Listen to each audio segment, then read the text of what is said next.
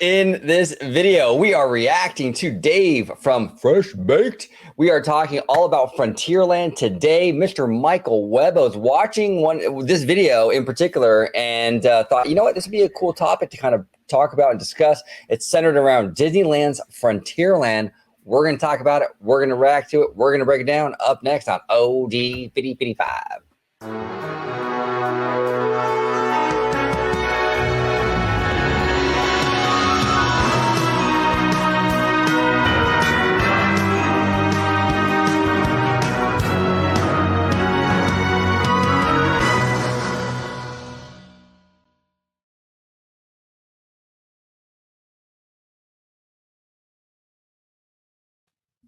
Welcome aboard, everybody, to another episode of OG 55.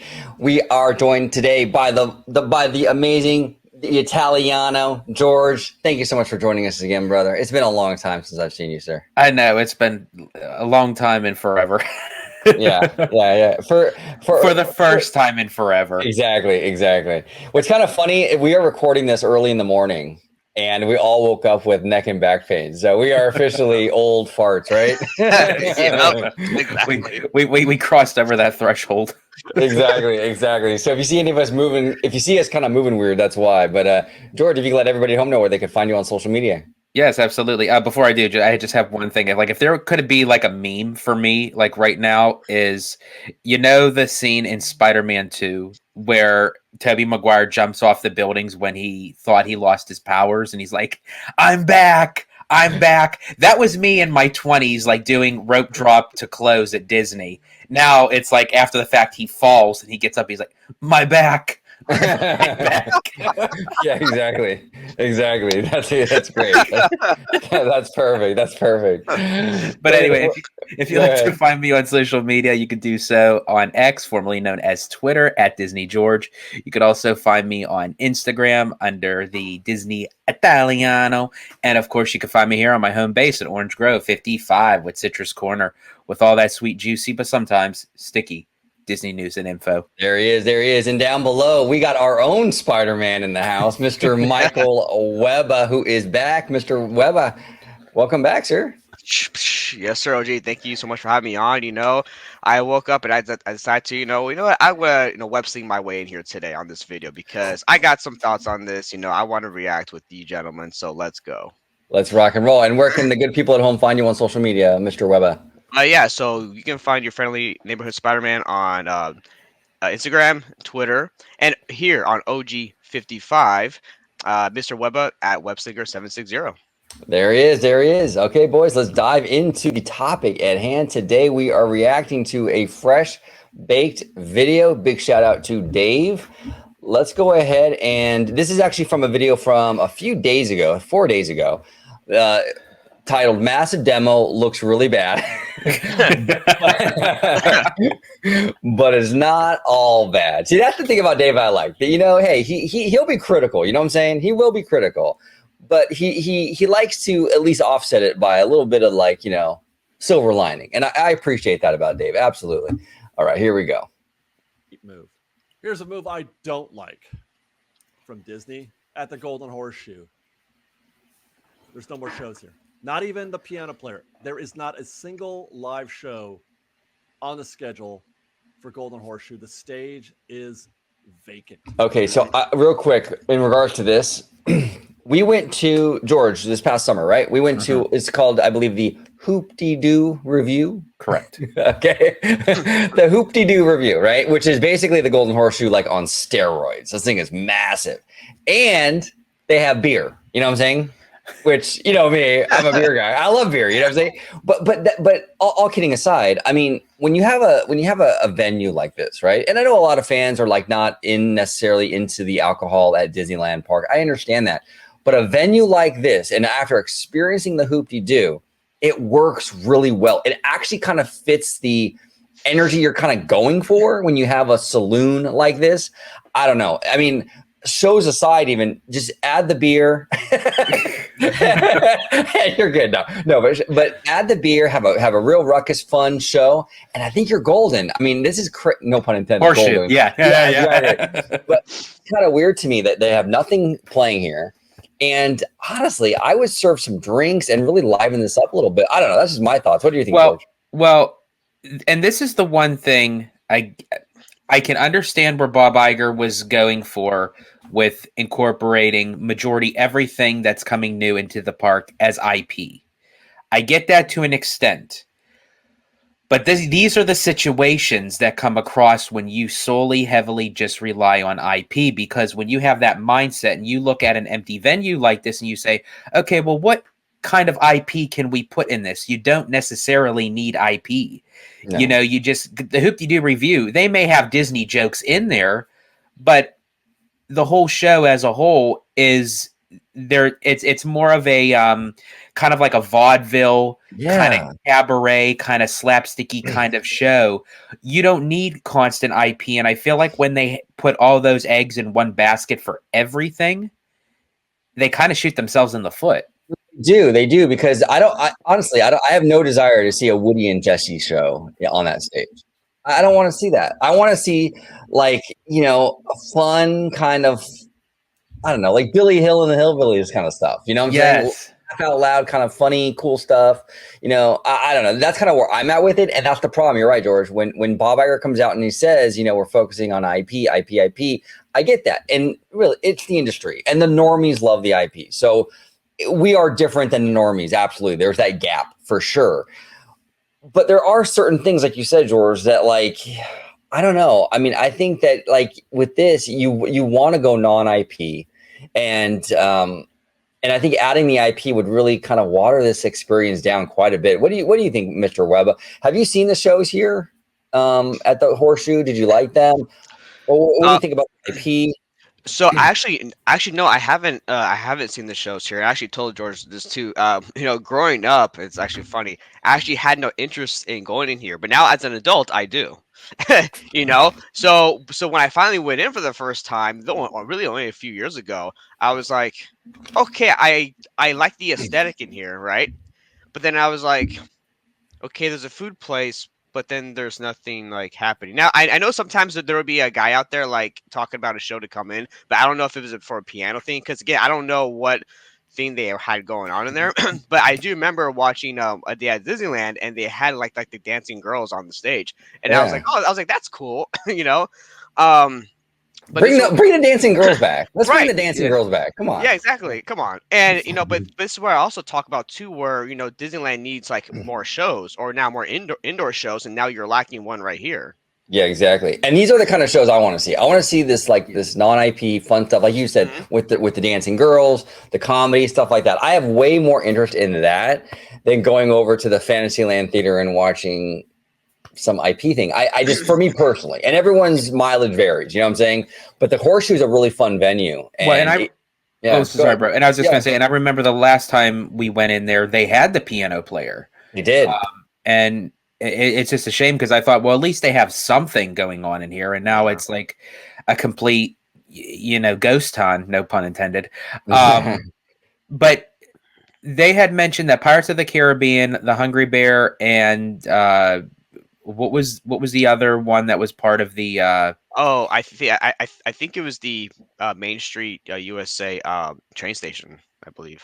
Okay, that is part of being a national landmark. I'm really surprised that the Golden Horseshoe isn't considered part of the national landmark, due to the fact of that it was something that was part of just the history of Disneyland, but it was captivated as part of Walt Disney's life. Like, he used to have banquets in here. Right. I even think that they had, do not quote me, but I think his wedding anniversary. Yes, was here as well. Like, I'm really surprised that this isn't titled as a national landmark. And a fun fact too, I believe Tom Staggs had either his anniversary or his like engagement party or something like that in this as well, in the Golden Horseshoe as well.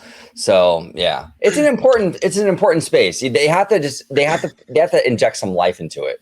You know, get some cool performers on there. I would even add some alcohol and just let it go wild. Go ahead, Webba. Yeah, well, see, because here's the thing too, right? Is also this is because I know, right? I know Disneyland, it's not a museum, right? And like a lot of fans, including myself, right? I want some stuff there to stay forever, right? Like me, I want Space Pirates, Haunted, Indiana Jones to stay there forever, right? But looking at this though, right, is like this is one of the original parts of the park, like where there's no IP attached to this thing. So it's like do like should Disney keep this thing because and not have any IP ever, or just keep this as what it is because it's one of those original concepts for the park.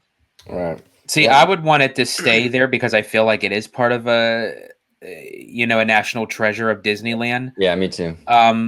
But again, this is what happens when Disney backs themselves in the corner when they want to do nothing but IP. And that's the one thing that I will always say that I was always disagreeing with Iger because he was always on that IP train. And he even said it, not even just now. You go all the way back that he stated in his own Bob Iger fashion, even before Chapek became CEO, that Expedition Everest was going to be the last non-IP attraction in a Disney park, in at least a domestic Disney park.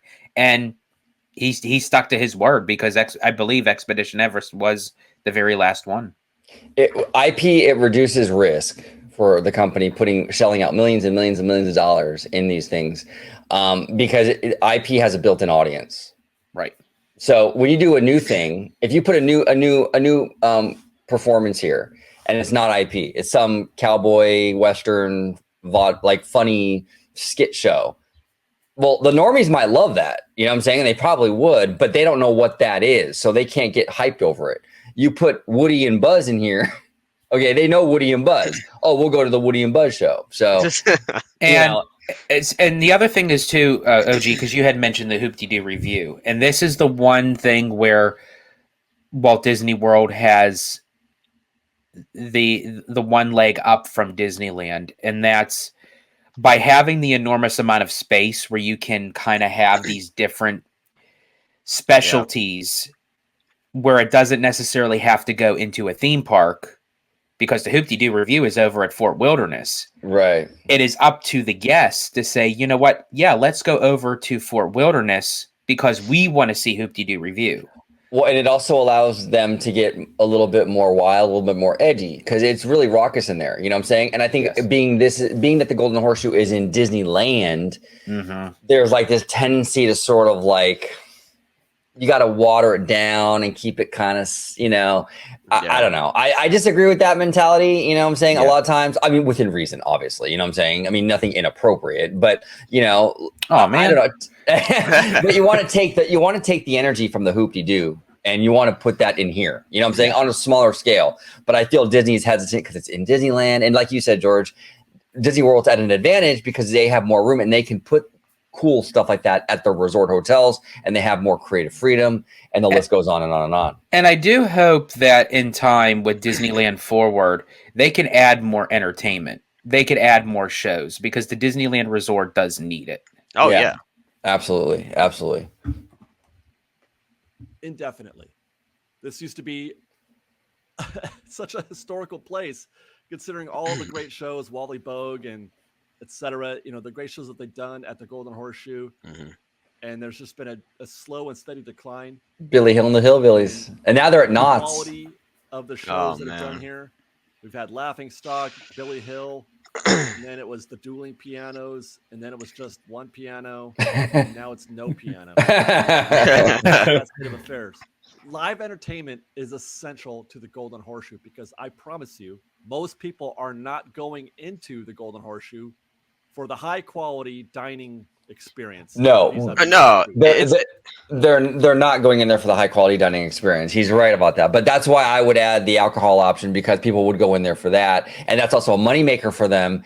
And it incentivizes Disney then to add more shows because the thing is crazy packed. Go ahead, Webba. Yeah. Oh no, to say, yeah. I mean, I was because I haven't actually eaten here, but I've looked at the menu and it looks like your typical quick service restaurant food. Like it's nothing special. It's like chicken tenders and stuff, I think, right? Yeah, exactly. Yeah, I don't know. What do you think, George, about the food here? Yeah, it's Yeah, it's just like your typical kind of quick service kind of in the theme parks. And this kind of goes back to what I was saying with the Hoop-Dee-Doo review. The Hoop-Dee-Doo review, you get a widespread buffet. I mean, they bring out the rolls, they bring out the fried chicken, they bring out the mashed potatoes and gravy. Yeah. But because that is a extra paid premium show to go to, they can say, okay, well, you're paying for dinner and a show. Well, it reminded me actually of like a country western, like medieval times almost, right? Yes. Where they put your food out there and you eat and you watch the show. It's like dinner and theater kind of thing. It's awesome. I love the Hoop-Dee-Doo. I loved it. That's why I'm saying just do that here in this space, right? Obviously, we don't have the room like to do it big like that, but you can do it on a smaller scale, bring that kind of food over, all that kind of stuff. I think it'd be awesome. And the show is funny. It's hilarious. Food is not good here. The food is not great. No, not good. Fish and chips and a salad. So nobody's going in here to have a great well, they are going in, or we're going in for a unique dining experience, but they've taken the actual experience part of that equation out, and now it's just food. And that cannot sustain. There's just no way, you guys. We can't have that. We can't have that, right? So while I'm super happy about great moments, I am super bummed about the stories that I've heard that they're we don't know if it's because they've got something else planned. We're gonna cross our fingers, but let's just look at the history. I just mentioned you went from Wally Bogue and that great show that they used to do with the dancers and all that to Billy Hill, and then the Laughing Stock Company. Then they got rid of that and they put in the dueling pianos, which lasted a minute, and then just the piano player. Which, by the way, I love that piano guy. He's great. I love him. But this is supposed to be home for a big production. Well, at least that was its intent. So I see no indication of Disney reversing course. The trend obviously is in the wrong direction, unless they do a complete reversal. Well, Well, I mean, I don't know. I mean, there's no indication, but to be fair though, I mean, we're not in the room. We don't know what they're planning or what they're not planning. I mean, this could be a gap in between the old show, the old piano show, and something new, so no indication. I mean, we're not going to have really any indication because we're not there. You know what I'm saying? Like, we're not the one making these decisions. And maybe he means in terms of indication in terms of rumors, maybe, I don't know, but go ahead, Webba. I'm sorry. So here's the thing with that though, right? OG is while that's true, right? We don't know what's going on. I would think that, if you're planning different types of shows and stuff, that planning and process is always ongoing while you have a current show going on. That's so true. If you're oh, guys, we want to do a new show. And again, by the way, people, I'm not a stage production person. I'm not a play person, so I don't know. So don't yell at me, okay? But I would think that how you would do it would be because Disney, they're a huge company, right? So it'd be okay, we have this show going on, but we want to do something different. Let's start, looking for other cast members to hire or whatever for these certain roles or certain things. Let's figure out how we want to do this show, and then once we're ready, we'll take out that show, maybe a week or two, and then we bring in the new show. That's just how I think maybe it would go. But again, I'm not an expert on this. No, you would think so. Yeah, no, that's a fair point, Webba. You would think that there would be, a planning stage incongruent with with the old show still performing. Yeah. And so when the old show ends, you got the new show ready to go, hit the ground. I mean, within reason, I understand, you need a week or two to sort of have a gap or whatever. That's fine. But just to sit here like this for, it's not okay. They need to put something in here. They really do. And there's so many, look, it's frustrating because they have a show that works in Florida. Just copy that. Just do that, or some version of that. It's not really rocket science here. I don't really know. Now here, the thing is, at the end of the day, I think what it really boils down to, gentlemen, is that it's a money saving thing. Yeah. These performers get paid probably decently. They have a skill. They can sing, they can dance, they can perform.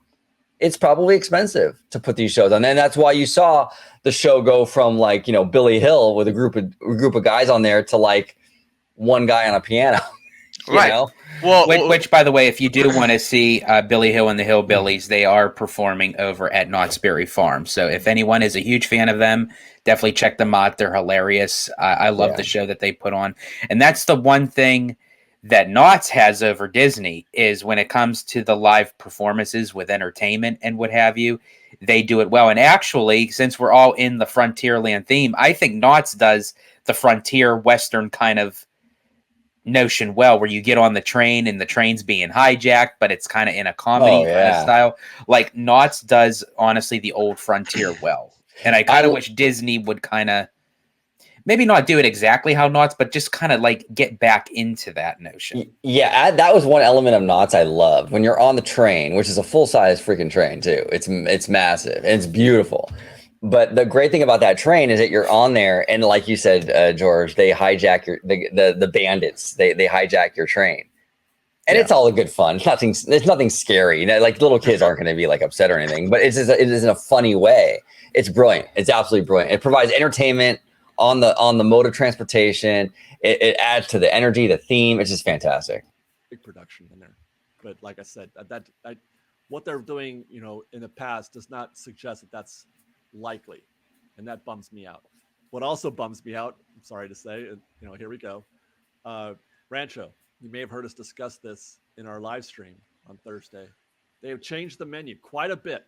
Gone are the red enchiladas and the traditional half chicken that they served here before, although they have replaced it with another chicken dish, pollo asado. The burrito Sonora is still here, but now we have a Sonora bowl and a soy chorizo con papa tacos, carne asada fries, that's new. And then the chicken Caesar salad. My gosh, the taco salad is gone. They have also replaced the rice and beans. They used to come with the burrito Sonora and with the red enchiladas. Those are off the menu completely. But now with the burrito, you're getting chips, tortilla chips instead of rice and beans. I don't know why they did this. Hey, look, and this is totally subjective, right? But I mean, if I'm taking rice and beans or chips, your boy OG is going with the chips. I'm not a bean guy at all. But I mean, that's just me though. I never get beans on my stuff. Like when I go to Chipotle and stuff, they always reach for the beans. I'm like, no, no beans, no beans. Like, I want the fajitas. You know what I'm saying? I want the bell peppers. But what do you guys think about this menu change? Do you care? Do you not care? I don't eat here enough to be like super invested either way. I do know I don't like beans though. And so it's funny you mentioned that because my wife, she hates beans, dude. Right. But for me, seriously, me, I like beans, but not really like. I'm weird, right? I'm a weird white dude. Like I don't like beans in my burritos. I mean, besides Taco Bell, I don't like beans in my carne asada burritos or anything. I'm very plain. But here, like, I'll be honest. And the fact that you're eating Taco Bell shows you're a white guy. Exactly, right? Where's my Taco Bell dog, guys? But yeah, so here's the thing. Like, I don't care about this menu change personally, just because here's the thing. I'll be honest. I think I've only eaten here like maybe one time. I never eat here, so this doesn't really affect me personally. But maybe it's for other people. I don't think I've ever eaten here at all, to be honest with you. I like the food. It reminds me, you know what it reminds me of? Well, Ebba will know. Ebba, you've been to like Acapulco and El Torito and stuff, right? Out here in California. Oh, yeah. I'm not those restaurants, but I've been to like other type of like similar Mexican restaurants, like Alberto's or something like that. Taco Bell.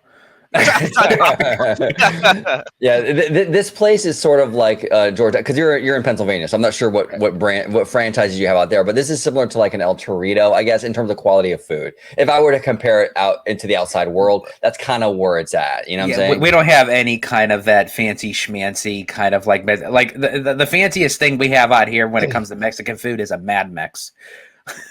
I don't know what that is. I don't even know what a Mad Mex is. You guys don't even have a Mad Mex? No. And El Trio isn't even really fancy. It's just kind of like a, oh man, in terms of pricing and like, it's probably like a, so it's more like just a sit down type of Mexican. Right. Like a Chili's, but Mexican food. Okay. Yeah. So that's, okay. So for you is our Mad Mex. Okay. So that's probably your Mad Mex is probably similar to this in terms of like the food quality and stuff, but right. Yeah, the street tacos were good though. I did have the street tacos. I think the last time I ate here, which wasn't actually too long ago, because my buddy Sean just moved back from Japan actually, and this is where we had dinner, and the food was not bad though. I mean, I actually kind of enjoyed it, but I'm not like super picky when it comes to stuff like this. honestly don't know why. You guys, the rice and beans aren't gone. They didn't get rid of rice and beans. They're just not included. If you would like some, you have to ask for it and pay extra. Yeah, What? Oh, of right. course you do. This is Of course, Right, you pay exactly. extra. Like, you know what? Why wouldn't you? Earning move. Of course. They want you to pay for the rice and beans instead of just getting it as part of your meal now. By the way, Wow. I'll say this: this is not Okay. a Disney specific issue. This is Okay, yeah. So I know he's mentioned right here it's not a Disney specific issues happening across, like restaurants. No, which I get, right? I get that. But still, like, I do not like this cost cutting. We're giving you small portions, taking out things, taking out experiences. While you're still paying more for this crap, like Right. that. Like, and here's it's not just Disney. It could be any company. It pisses me off, dude. Like, that is not a good guest experience. It's you're gouging consumers of their wallets. Well, Yeah, and that's the thing. That's the thing too. Like I went to Knott's with our friend Theme Park Casual back in October, and he's a Knott's guy. I haven't been to Knott's since I was like 10 years old. This is my first time back in like 30 years. You know what I'm saying? And like he was telling me the same thing was going on at Knott's, where they were actually taking stuff off the menu because it was just too pricey for them to maintain it. It's crazy. So Dave is right. It's not a Disney specific issue, but you're also right, Webba, where it's still freaking annoying. Go go ahead, George. Yeah, I was just gonna say, yeah, it's happening everywhere with all these companies. It's that supply and demand. It's like when the demand gets up, it's like the supply goes down, but then the price goes even higher, and it's just one of those things where I feel like I'm sorry, it is that the rich get more greedy. I'm sorry, I'm going to call it out like it is. It's like these big time companies, these big wigs in suit and ties that have 5 different bank accounts. It's like it's never enough for them. Yeah. Sorry, OG.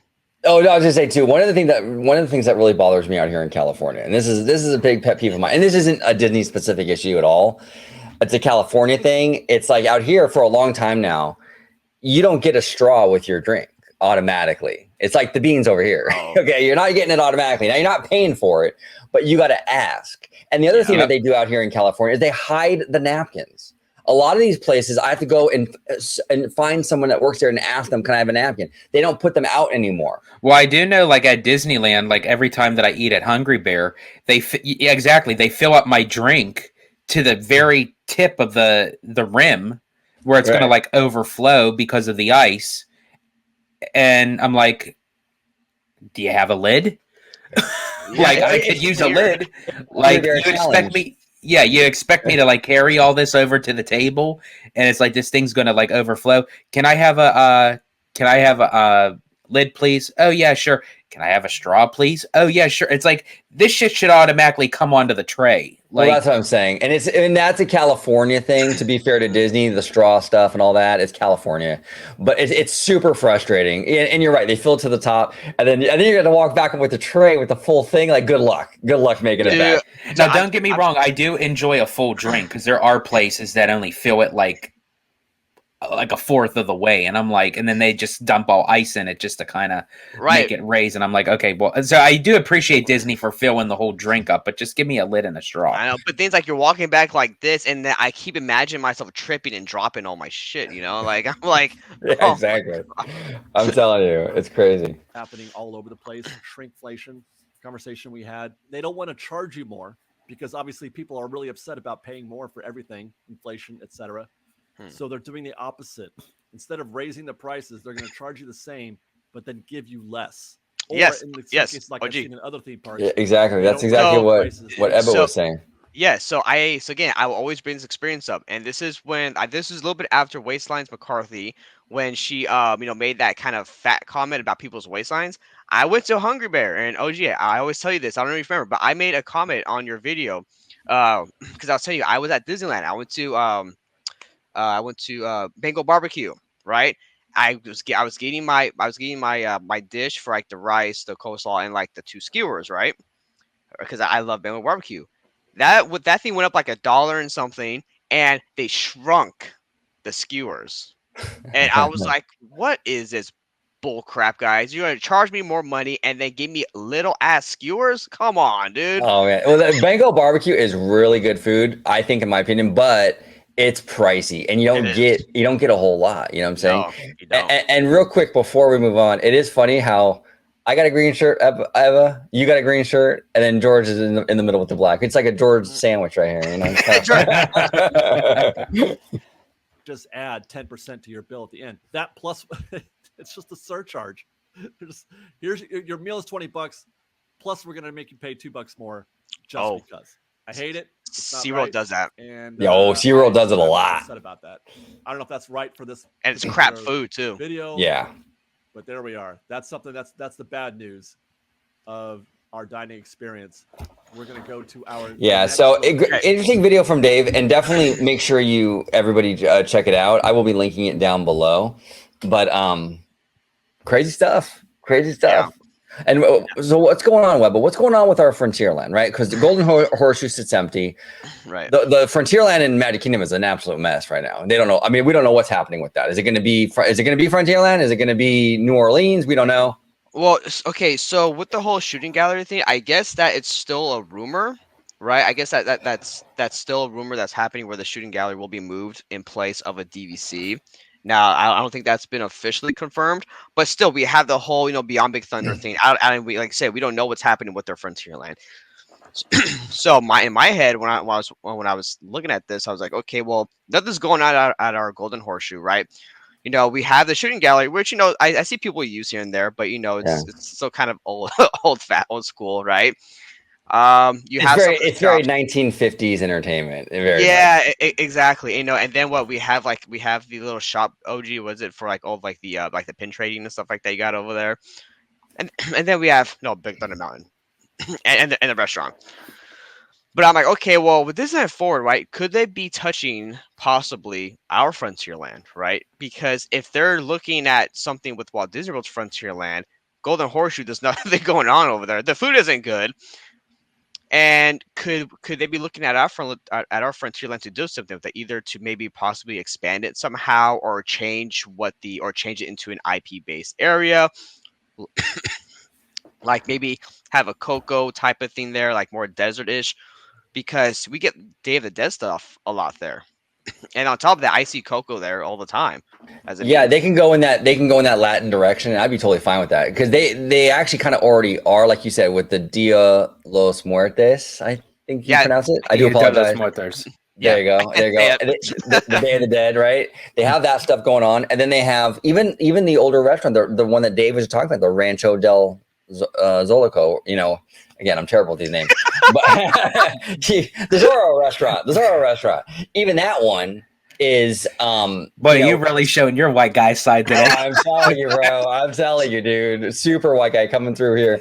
No, but even the Zorro restaurant, that's a Spanish theme too. You know what I'm saying? So they can go in that Spanish direction. I'd be totally cool with that, actually. I think that's kind of the right way to go, to be honest. If they don't want if they want to kind of alter the theme a little bit, that's the way you do it. I would do that way before any kind of don't put Woody and all that in there. Do Coco, do the Spanish stuff, but don't do don't do Woody, please. So for me, I do agree. I do think if they do that more Spanish influence kind of thing, like you had mentioned with the Benicio del Toro, whatever the hell you called it. It was the restaurant.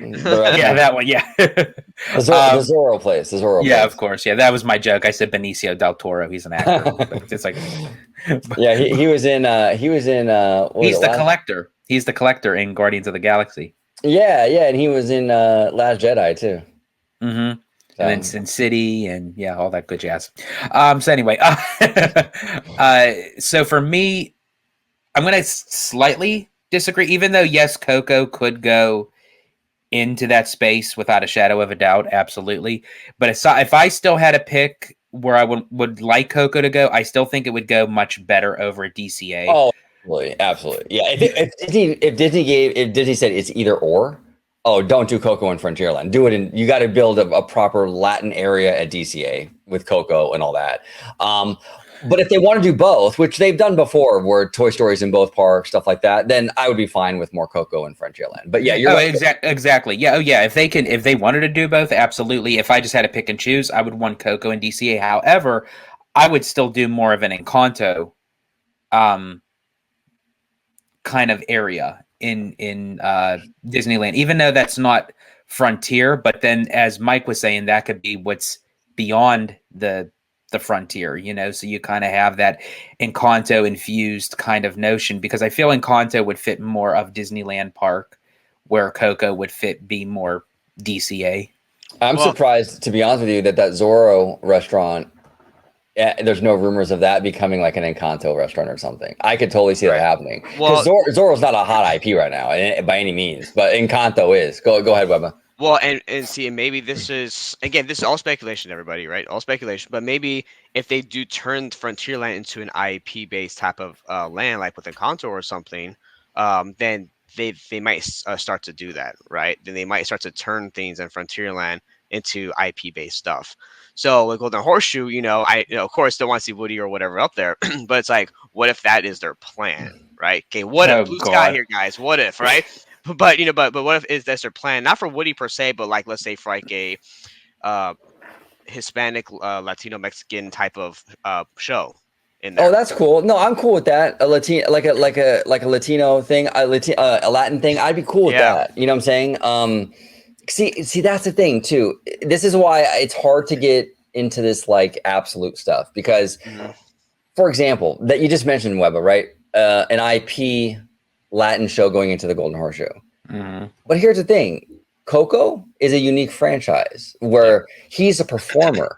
Right. And that music would fit well with the area, I think. You know what I'm saying? So if there was a Coco show in the Golden Horseshoe, it's an IP. Would I be against it? No. I think that would be actually kind of cool to have him on there and like really just rocking out and like just getting it, because that music also gets the crowd really energized, which is what you need for a venue like that. So that's an IP, probably one of the only IPs that I think would be good for a stage show in the Golden Horseshoe.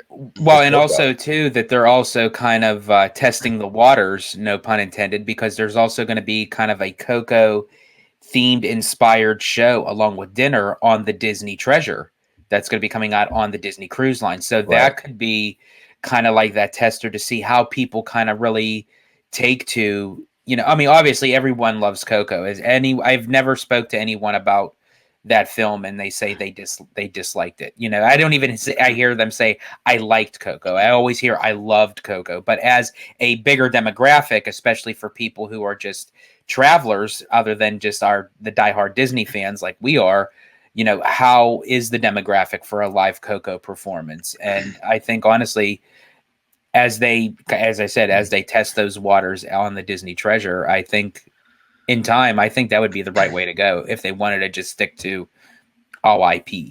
Yeah, I mean, that would really make waves, George. Really make waves. Now, what I would say though is like if they make, you know, Frontierland to IP based land, right? I would still want them personally to keep Thunder Mountain as it is. Like, do not inject IP into it. It doesn't need it. You don't need to. Just keep it the way it is. Now, OG George had a fantastic idea, which was a Beyond Big Thunder by where the Fantasyland Theater is. George, and if you could bring that, if you want to bring that photo up, bro. Yeah, I got you. Now Let's go Italiano. There we go. I do have a $10 Venmo surcharge for bringing anything up, George. So just so you know. No, I'm just kidding, brother. I'm just kidding. So this is the map, and hold on one sec. So I have two images. This is from the Disneyland app. This is the area right here, and then you guys were so kind to circle where you're talking about. So go ahead, George. You can take the stage and explain. Yes, absolutely. So Mike and I were talking yesterday, and I was thinking, so if they were going to do like a Beyond, you know, Big Thunder or Beyond Frontierland kind of thing, kind of incorporate that into Disneyland. My main point of view was looking exactly what the statement says, Beyond Big Thunder, and if you look north of that to the park, you could see that empty. Now, of course, with a Disneyland app, you know, they don't really show like specifically what that area used. Like there may be some backstage area, show buildings, what have you. But I mean, for the most part, it's land that's not used. That's east of Galaxy's Edge. Yeah, right where your cursor's at, OG. And I thought, obviously, they already have a walking path there that leads into Galaxy's Edge. Well, what if they added another path, kind of like a fork in the road, so you could either go left to Galaxy's Edge or right, depending on not the full right because that leads you into Fantasyland, but the right side of the other walking path north to where the Fantasyland Theater is. And they could do something there. I know, we were looking at it the opposite end, that if they were to take out the Fantasyland Theater, that can add up room for an expansion of Fantasyland, which it still very well could. But could they take out the Fantasyland Theater along with all that extra back area and maybe create a little something extra, maybe like a side land for a Beyond kind of Big Thunder kind of deal? It's an option. And this is what I was trying to bring up is, here is the Fantasyland Theater, or the Wonder Bra Theater, as we like to call it, right? The Wonder Bra Theater. And then here's Galaxy's Edge right here. So you do have, you have the train right here running right through it. So it would be, so you see where the walking path is that leads into Galaxy? Yeah, right where your cursor's at. So like that little plot of land, and then that leads up to the Fantasyland. So that's a big chunk of that's a big chunk of land. It is. So this whole thing from this Wonder Bra Theater down here, it would kind of go around Dumbo, right? So all of this, I mean, that's a decent size amount to make, like, and that's where I would put in, and that's where I would have put in Kanto, because then you can have it where it's right off of Frontierland. It goes into kind of like that, South America kind of area, but it also can tie into Fantasyland. So you have like that nice little nestle spot. That's where I would put in Kanto. No, that's smart. That's smart. And that's the thing. That's the thing too, is like, it's fun to kind of think outside the box with this stuff, because there's a lot of like, a lot of in the fan community, we kind of take one thing and we kind of stick with it, right? Like, oh, that's Fantasyland expansion, right? Yeah. But there's no other option that it's Fantasyland. And that was actually the thing that we did a video, and it dropped earlier today, the Hey Bricky reaction video. And he was suggesting that the bus load unload area be for Tomorrowland expansion. And that was another thing that kind of blew my mind, because it was kind of thinking outside the box, because everyone's assuming that bus load unload area in the Esplanade is going to be DCA expansion. But what if it was Tomorrowland expansion? Now, I don't want it to be Tomorrowland expansion, because Tomorrowland's got enough problems. I don't want a bigger problem, but that's the thing. It's like, there's other ways they can do this stuff. And this is another example of that, where it's like, this could be Fantasyland, George. You're absolutely right. But it also could be Frontierland. And either way, I'd be fine with it. Absolutely. So OG, on this same map, could you scroll down a little bit? Yeah. Or move the map down, I guess. Yeah, I got you. Let me see. So you want like down here? Yeah, so by Big Thunder, so where Big Thunder is kind of on the right, there's a little corner there. I want to see if there's a section like what we see on the app. Yeah, because that was Mike's section that he was kind of looking at, because it looked a little bit more opened. Right. Like here? No, on the other side. It looks like there's less room there. Right. Yeah, you're sorry.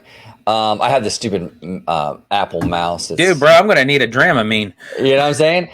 So yeah, there's not really any room between here and the buildings. You're kind of boxed in right there. Let me see the other side where it was by the Rivers of America. And this is like the Tom Sawyer Island. That's part of the Tom Sawyer Island. Yeah. Yeah. So my best bet, I would go north. Yeah. Well, I mean, you could still do that section right there that you're on, OG, because here's the thing, because if you just take out the trees and put something there, it's still on the water. Exactly. And actually, you know what? I stand corrected. It's actually not Tom Sawyer Island. No. It's actually, but that would be a nice feature, that if you're on Tom Sawyer Island, you can look over, and possibly see like an Encanto kind of area. They could do it. They could work it in. I mean, look what they did with Galaxy's Edge and how they tied that transition in from Critter Country, Frontierland. I mean, it's seamless. You know what I'm saying? So if they do it right, it could work. Absolutely. Yeah. So, I mean, do you guys see anything else that could possibly fit like a Beyond Big Thunder other than Coco and Encanto? I mean, unless they see, the thing is we don't have the room like Florida does, right? So Florida, I know. Cars. Cars. Yeah, right. Exactly.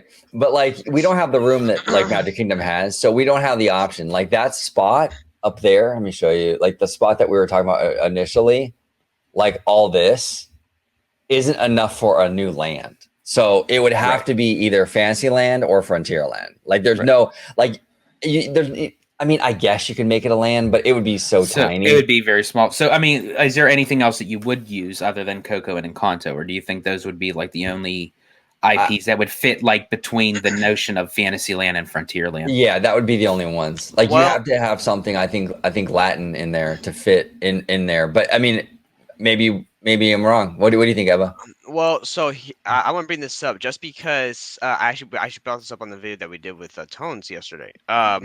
What if they add some more? I don't know if it would exactly fit, but I'm gonna say anyway because she's there. But they add some Pocahontas. They could do that. I mean, she might fit in that area. What do you think, George? Yeah, I mean, yeah, because you still have that kind of, old world, kind of new world, kind of frontier. Yeah. And then the Native American culture. Correct me if I'm wrong. I know that there was a Pocahontas show that used to exist over at Animal Kingdom, but was there a Pocahontas show in Disneyland at some point? Oh man, I believe there was. I think, if I'm not mistaken, yeah, there was actually. I have a story about that actually. It was in that theater, the Wonder Bra Theater. Okay, that's It was what a I thought. Pocahontas show, and actually, a friend of mine who I've talked about before, Bruce. Right. Bruce, and sadly, he passed away a few years ago. But Bruce, he was funny. He was telling me he saw that Pocahontas show, and the Colors of the Wind came on or whatever that song, and he just started crying. This is so beautiful. He loved it. He absolutely loved it. But yeah, there was a Pocahontas thing in there at one point. I'm pretty sure there was either that or maybe. See, because we also had Animazement. I don't know. This is old school. Okay, this is how long. There was also Animazement, which had like clips of various Disney animations. So I don't know if the Pocahontas thing was part of that or if it was its own show. I have to look at it. I'm not 100% certain, George. Okay. To be honest. But yeah, I mean, is Disney going to go that route? I seriously doubt it. But I mean, With Pocahontas? it could. Yeah, but it could work. It could fit if they wanted to. Yeah, I think the Encanto thing is really hot right now. I mean, it is hot. You know what I'm saying? And that's where they're going to go with the IP that's hot. So Coco, Encanto, I think are the two that they would probably lean towards. So Don't we all usually go for something that's hot? Yeah, right. Exactly. Exactly. But that's the thing, though, right? Is like if something is like kind of problematic or an issue, right? I don't understand why Disney that are scared to go to it. Like, why not? Again, kind of. I guess what we call OG or George, like revision it, revitalize. Right, like what they kind of did with Tinkerbell with those movies, right? Like, yeah, like they changed her whole personality basically. but that's the thing that I love her personality in Peter Pan though. But I mean, like reimagine Pocahontas, I guess you could say. So it doesn't contain like these sensitive like aspects of that. Yeah. What they could actually do if they wanted to do that is just focus on Pocahontas herself.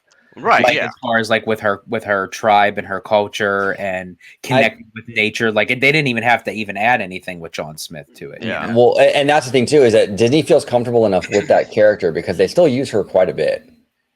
She's in the Fantasmic over there in Hollywood Studios, right? She's still used in Fantasmic, and I even seen her in the meet and greet actually over by where the transition by where the Tom Sawyer Island is, where you watch Fantasmic over at Disneyland. Mm-hmm. She's you've seen that. You've seen. Oh, I've seen her. Oh yeah.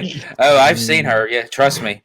Oh man, just around the river bend. Woo. Yeah, we talked about that on the Bad Thoughts studio last night with Tones. It was a great time, by the way. Absolutely great time. Check it out. We talked about our favorite Disney movies and things like that. But Pocahontas came up, and George was talking about the really attractive Pocahontas cast members. I will say, whoever was part of that casting process, they hit the nail right on the head. There you go. And to the Pocahontas cast member, George is single, ready to mingle. So. Yes. All right. But yeah, it's interesting. It'll be interesting to see what they do. I mean, at least we have the space there to kind of. Disneyland still has some pockets of like areas that they can mess with, right? This is definitely a spot they can do something with it. Maybe not a land, but maybe a cool dark ride and maybe like a restaurant or something. Yeah. Tomorrowland, all kinds of room. You can bulldoze all of it, but Space Mountain, and I'd be fine with that. Oh yeah, the same here. You bulldoze entire theme, Autopia, and then even get rid of the subs. I mean, I keep the Lagoon Rockwork or whatever. But yeah, bulldoze that entire thing, and then have some new great stuff. Exactly. So Disneyland has some in park areas they can mess with, and then DCA does too. I mean, for DCA, I think Pixar Pier is completely expendable. I know a lot of people don't like that because they love Incredicoaster and stuff. I think honestly, with the Pixar Pier, now that the direction Disney's going, I think it's even less expendable. And the reason why I say that is because with Disneyland Forward, you have Pixar Pier, and then on the other end, you have the Pixar Place Hotel. Right. And then they're going to find an IP that's going to be adjacent to the Pixar Place Hotel, but then can also connect to the pier with that walking path. Oh, that's true. So I have a question for you guys, right? Okay, so what do you guys think about this? Because my idea is, Disneyland, right? Disneyland has pockets, like what you were saying, that could be fixed, updated, right? Now, I would be fine if Disneyland was not like expanded. So I think Disneyland needs stuff in the park to update it or be fixed. But I think DCA needs parts of the park that needs to be updated and fixed plus expanded. Yeah, DCA needs the work for sure. And we actually this morning, I think it was, or maybe last night, I saw it this morning.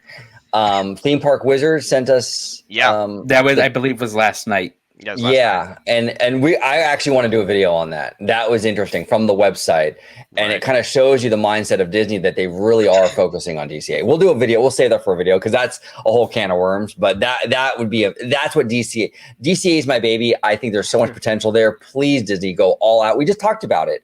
Actually, George and I in the video, the Hey Bricky video we just did, about how they need to take DCA as seriously as Disneyland. It sits in the shadow of Disneyland. You want it to serve, what's the word for it? Do right by Disneyland, right? Like Disneyland is the original park. You can't have a half-ass park sitting in the shadow of that. You got to make sure that thing is like on par. It's never going to be the icon that Disneyland is, but you don't throw your hands up and be like, oh, well, it's DCA. Who gives a shit? You still have to put the work in and make it comparable to Disneyland and try to at least get as close to that as you can, you know? Yeah, and a lot of times I feel Disney doesn't do that. No, and for me, what you were just saying is correct. And for me, if I go to DCA, if that's the only park I'm going to, I want to feel. And again, I know the two separate parks. Disneyland is going to be Disneyland, right?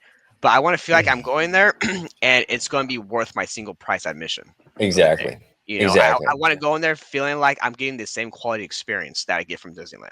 Well, it's just like the same thing with our buddy Slimer. I was talking to him the other day, and we were getting logistics together for August, and he was mentioning, when he comes in and arrives, he may go to DCA first because even though he's arriving late, he's like, well, I've been told that it's a half-day park, so it's like I don't need an open to close kind of notion, Yeah, no, absolutely. They gotta, and this is the thing too, I've always said it too. When people come to Disneyland Resort, they're going to Disneyland automatically.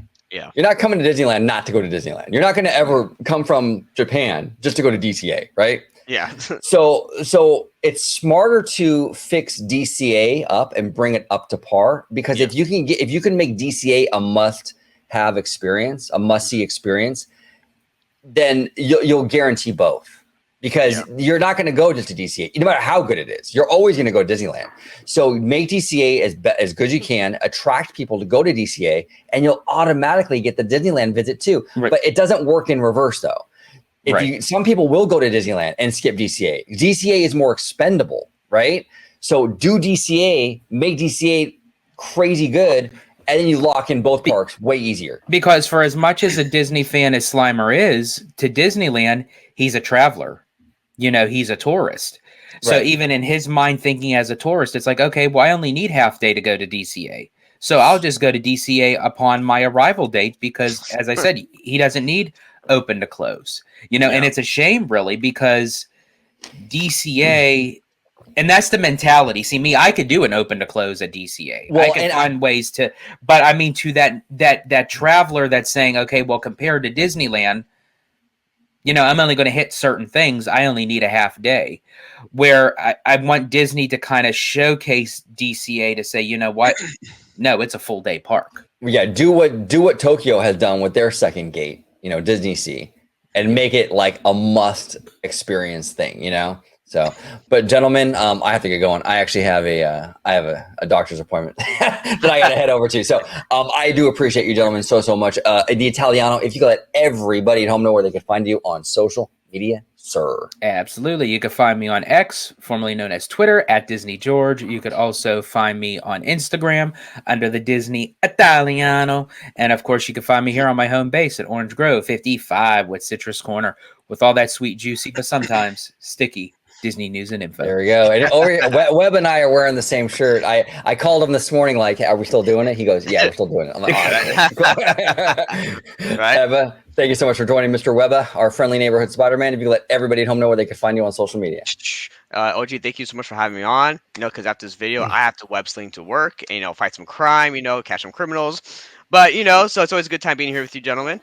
You can find me on X or Twitter, also on Instagram, and also here too on OG55, Mr. Webba at Webslinger760.